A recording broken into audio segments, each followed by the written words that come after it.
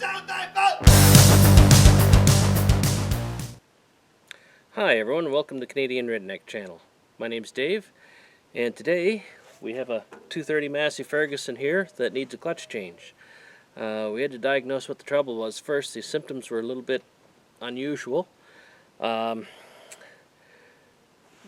there was any weight on the 3-point hitch arms, it wouldn't lift the 3-point hitch arms, and it wouldn't. The power takeoff didn't work. And so we had to eliminate the possibility that there was something broken in the drive line. And actually how I did that, there's a inspection plate under the clutch housing in the tractor. And so I pulled the bolts off, and I pretty much knew as soon as I pulled the plate because you could smell the burnt clutch in there. But what I did is I laid underneath with a flashlight, got Dad to take a pipe wrench on the power takeoff and turn it, because it would slip that easy. I mean, it seems to me if he was just standing on the 3-point hitch arms, it would stop the pump. So I mean, it was slipping really easy. And I couldn't actually see anything turning in there, but I could hear the clutch disc turning. It's either twisted the center off of the center of the clutch disc, or I think what happened is it cut the rivets off that hold the facings to the disc, because I could hear the plates sliding around in there, sounded like, and I could see that the linings weren't turning. And like I said, you could smell the burnt clutch smell inside the bell house as soon as I pulled that inspection plate. So from there I could tell that it is definitely the clutch that is the problem. And as you can see, this tractor has a loader on it, so we're gonna have to start by removing the loader so we can split the tractor. I'll set the camera up so you have a view of what's going on, and we'll get started.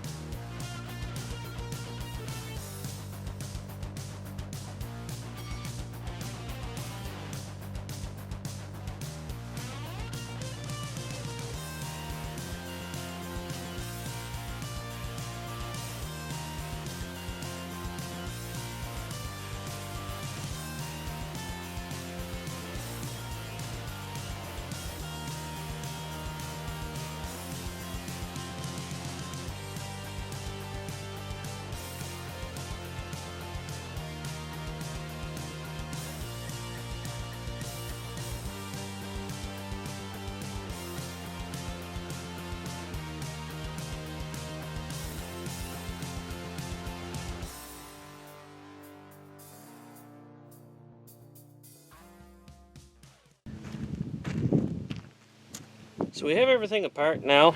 Clutch is all out, and I'm ordering a complete clutch kit for it. But I thought in this case I would take the pressure plate apart just for interest's sake to show you what happened to the PTO disc in here. You can see that the hub is still attached to the disc, but I can see from the side that the facing has come off the disc, and in places it really shredded it up. And it really reeks of burnt clutch disc. It would smells like burnt brakes. Make any trucker's stomach churn. So we'll get the pressure plate apart so we can see what's in there.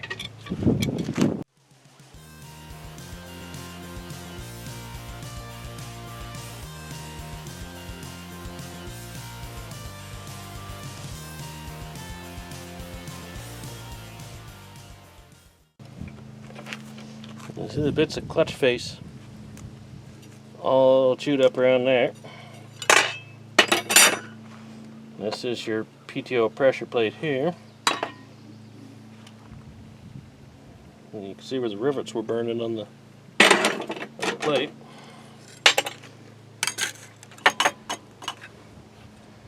And that is the disc. Chewed this face off completely, and a good portion of this one.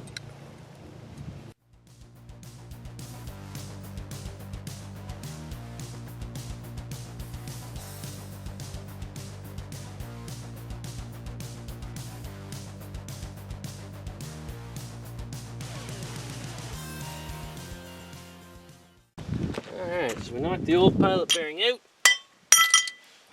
Pretty simple. And now the new bearing simply drives back into place.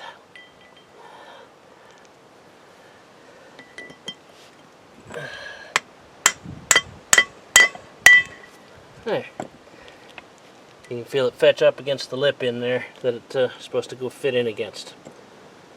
So that's ready to go back on, but while the flywheel is off out of the road, we will see about changing the release bearing inside the transmission in the clutch housing there.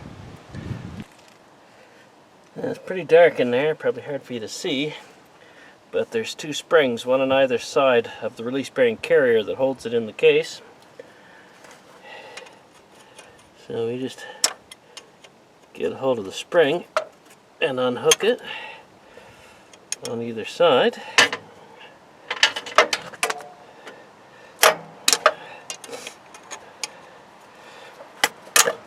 There we go. And the carrier slides right out.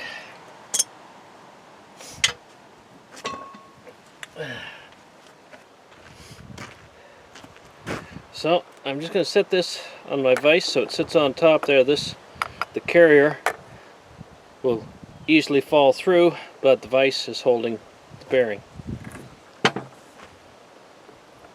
And we drive the carrier out of the bearing.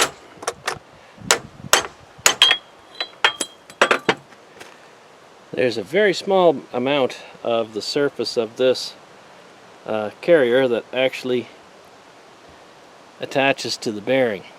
About a 1/4 inch of the bottom end of it here, and then you check out the bearing and you can see which side of the bearing is meant to press into that.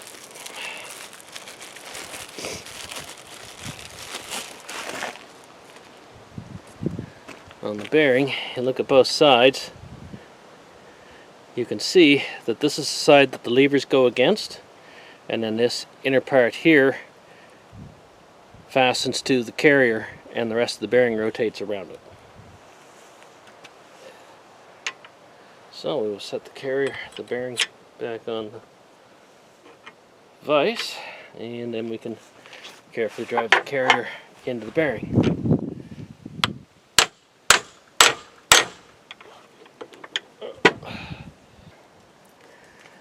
Okay, it simply slides back on the input shaft.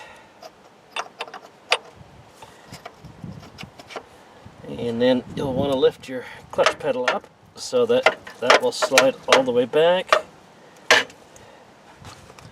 And then you can get a hold of the spring and hook it back on the carrier. There we are.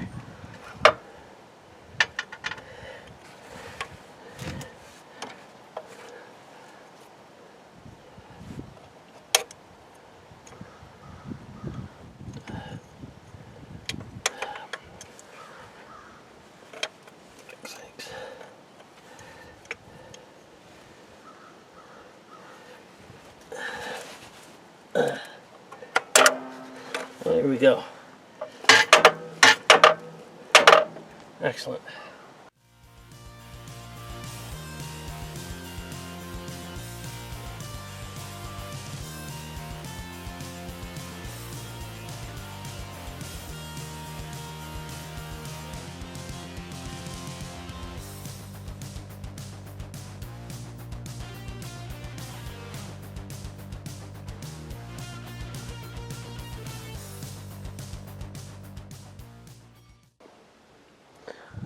So here we have our new clutch and pressure plate to put in.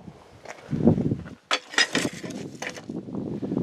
can see there we go. You can see the clutch disc has the large protrusion on one side that goes into the pressure plate. So this side is the flywheel side. On the pressure plate You can see there's 3 bolts around it that hold it compressed. They hold it compressed so that when you place it onto the flywheel, the bolts, the retaining bolts for the pressure plate, are long enough to start threading and clamp it down. Once it's clamped in place, you remove these 3 retaining bolts.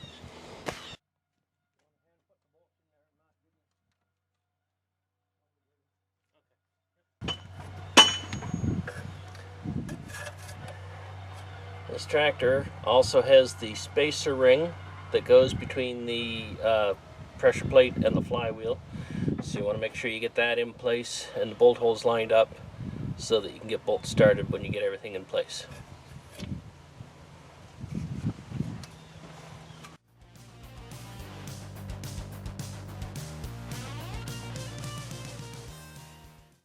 So we've got the bolts started just to hold the pressure plate from falling out, and then we use our alignment tool to line up the discs so that you can put it back together again.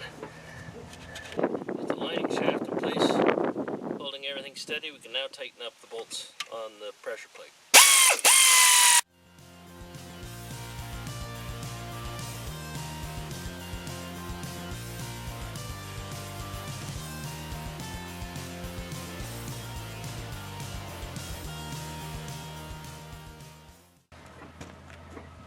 Now we take out the retaining bolts in the pressure plate.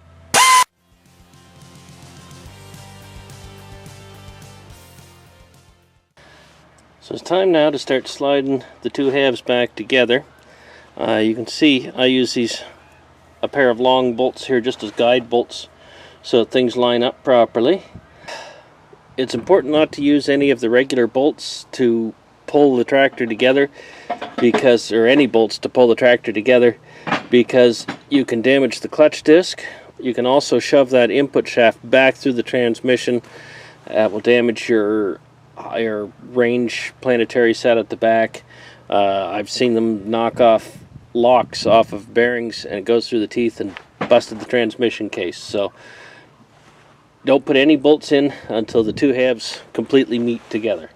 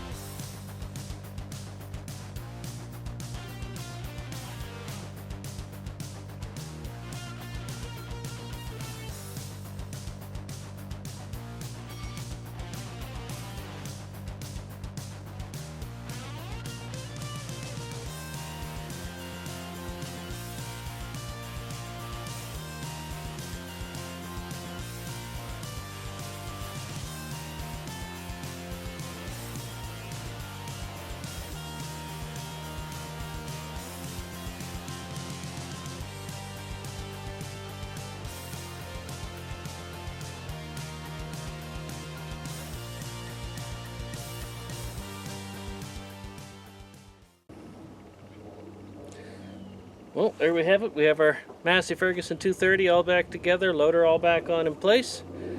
About 8 hours of work condensed down into a 10 or 15 minute video. Hope you enjoyed watching the video. If you have any questions or comments, you can put those in the comment section below. If you have any requests for something you would like to see, certainly leave that in the comment section. If I can make it happen, I will. And I hope you enjoyed watching the video. Please share with your friends, give her a thumbs up, and as always, have a great day.